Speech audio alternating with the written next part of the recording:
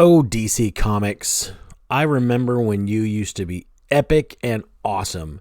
Your characters iconic, your storylines earth-shattering, the consequences real, and you were able to bring in swaths of readers just by announcing your next event. Now, what are we treated to? Superman changes his motto. Truth, justice, the American way now gives way to truth, justice, and a better tomorrow, which I have to say, in and of itself, it's not a bad motto. It kind of fits what Superman does. I kind of think that the American way isn't so much that he supposedly fights to spread, the American way of life across the world as much as he's supposed to be a shining example of American virtues and values. So, but, do what you want with his logo. It's not like he says it all the time. And, before all the historians get on my case, I know that the American way was added sometime in the 50s during the Cold War. He used to just be for truth and justice. We added American way. And we did that as a sense of patriotism and a sense of we were fighting an adversary. And it was truly an adversary of our way of life versus another way of life, kind of similar to some of the aspects that we see going on in the world today. And in fact, one of the things that I hadn't thought of when I saw this headline, which I don't, DC obviously couldn't plan on, but this headline came out the exact same day that China launches a hypersonic missile that cruises around the world and makes all of our defense systems irrelevant. So I think it's interesting how the optics of we drop the American way from Superman and other nations are prepping themselves up in such a tremendous way. That's just a personal observation that I had. And all of this is starting to force me to ask the question, is it just time to leave DC behind? Now, DC Comics, whereas they used to be a very story-driven, a very adventure and excitement-driven company, seems now just to be completely surviving on clickbait and pandering and honestly sowing conflict in the fandom community. And it's starting to upset me just a little bit. So we look at Superboy, and of course the controversy, or the saga, I should say, of Connor Kent continues, of him coming out, and orders for Superman's coming out issue are unprecedented according to DC Comics, and that's to be expected. Comic book collectors tend to seek out key issues, giant story hooks, first appearances of characters where issues where status quo takes a big shuffle. This would be one of those. So it would make sense. And that's what this kind of feels like, right? This kind of feels like we just did this to sell a couple issues of one, or a couple copies of this particular issue. Then what? What do we have after that? How is this sustained sales? Because honestly, the market that is really, the demographic that's really excited about this move, they don't buy comics. Some do, but not in the numbers that you're trying to seek. This doesn't strike me as a particularly interesting story. I think I said in the video I did when this was first announced that the romantic angle of a character in a comic is kind of more based on, this is what keeps the reader month after month, but this isn't what brings the reader to the comic. What brings the reader to the comic is the big epic story and the struggles. These are just kind of the icing on top, the little bits that give a comic book depth and character and kind of move the story as the story's kind of progressing.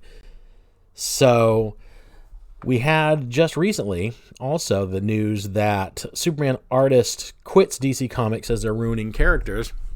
And this is Gabe Altayeb, and I apologize if I mispronounced his last name. But he is a color artist for DC Comics, and he said some things about what he thinks about whether or not this is pandering, whether or not this is beneficial for DC Comics as a whole. And as a result, he either was asked to leave or is going to leave of his own accord. I'm not sure which. Obviously when you see reports like that, you always kind of wonder, but is he wrong? As I said in the last video, we seem to be going through this every single month. Connor Kent, Robin, Harley and Poison Ivy were the flavor of the month before that. I know they've been kind of coupled up for a long time. It was always they were a duo, and then people just kind of assumed, and then it was official. They had Alan Scott, the Green Lantern. I mean, it just, the list goes on and on and on. And again, it's becoming the DC character treatment. This is just what happens. Alert. We'll close that down. But this is just what happens. This is, we take a character, or the mantle of a character, and give it to somebody else. That character is gender swapped, race swapped, given an LGBTQ plus identity, and they sell some comics.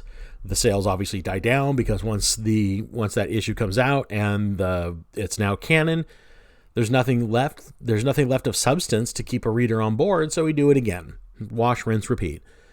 And ultimately, it seems to me that DC Comics is now a company whose business model is to create provocative headlines, get out onto social media, get themselves on the news, have a bunch of people upset at a bunch more people, divide the fandom, because that just generates more clickbait. I mean, this is the second video I've done on this topic, and if you look on YouTube and even if you look on the news, it's just everywhere. It's everywhere, and it's everywhere because it's divisive.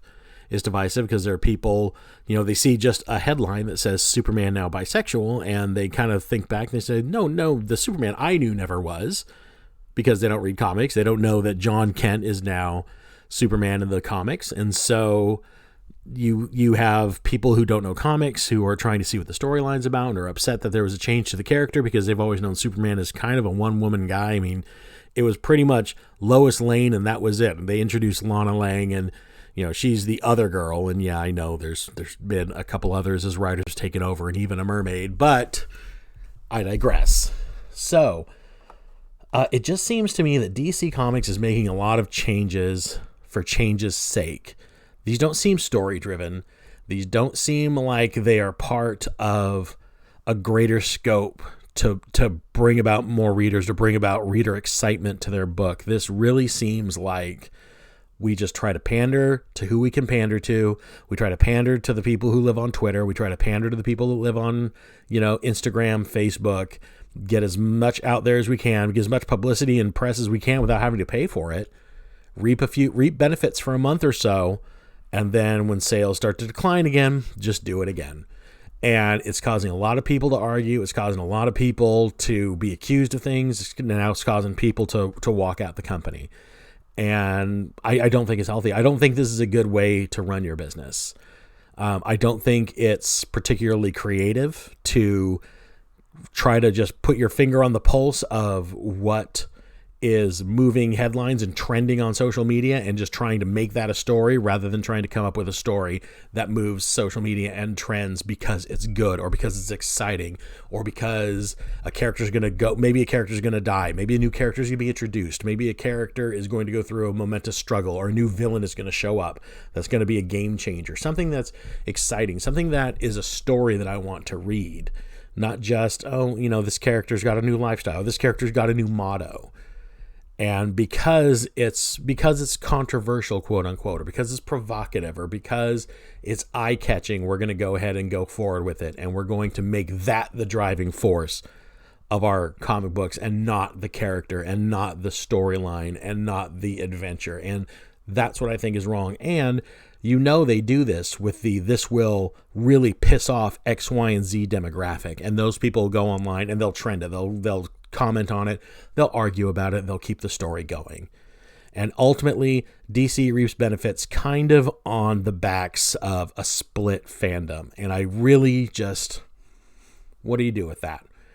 Western comics are in harsh enough shape as it is, and I think we're divided up into enough little tribes already that we don't need a company out there whose business model is divide people even further so that we can get sales. That's my take on it. I want to know yours. Do you think I'm off base on this? Maybe I am. I don't know. That's just kind of how I see it. And I'm just doing that basing on I've let these stories have kind of marinated now for a week or a little less than a week. And I'm seeing the reaction. The reaction tends to be, conflict. And it seems to me that was kind of the plan. And I don't think that's good for the industry. I don't think that's good for an industry that is barely treading water. So let me know what you think in the comments below. While you're down there, please hit like and subscribe. I really appreciate it. Help the channel grow. And let me know what you think of this video. This is a bit different. This is kind of one of my more ranty videos. I promise I do have a review coming up. It will be my next video. And we're going to talk about something fun, and we're going to talk about something good and something that I like, and something I hope you guys like too, or something I hope you guys will check out. So, but in the meantime, yeah, that's where I am right now. I'm not happy. I'm not currently happy with some of the players in the comic book industry, and I don't like not being happy with the comic industry because I'm somebody who's passionate about comics. I'm passionate about the art of comics and the art of making comics. And I just want it to be good. I want it to be exciting. I want it to be something that brings people together. And I want it to be something that people talk about in a positive light. And I don't think we're there right now. Not only do I not think we're there, I think that there are people that are actively kind of making that less and less a reality. But I want to know what you think. So let me know, and I will talk to you in the next video. Thanks again. Bye.